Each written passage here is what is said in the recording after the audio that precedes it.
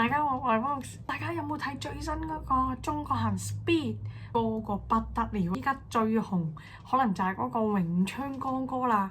呢個嘢依家真係不得了，我覺得佢趁流量咧都係應該嘅，我都覺得佢幾用力嘅，真誠真係必殺技。趁到依家點樣啊？又可以有美國辦美國商務簽啦，跟呢個 Speed 去美國啦，跟住依家咧政府又派10萬啦，仲有點？依家又有人氣啦，我覺得全部真係皇天不負有心人，咁努力咁樣堅持一陣，辛苦一輪，抵過晒依家所有，我覺得真係努力堅韌有韌性，不怕難，全部依家咧都一切榮光歸翻老我哥。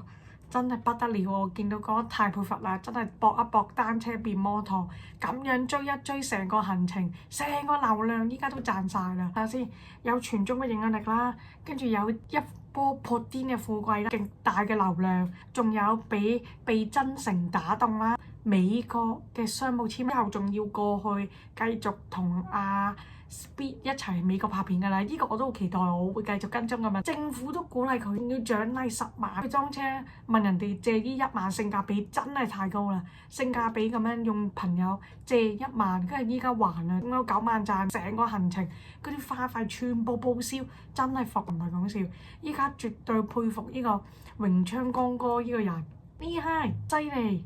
見到呢啲真係覺得人生充滿正能量，不怕難，不怕艱苦。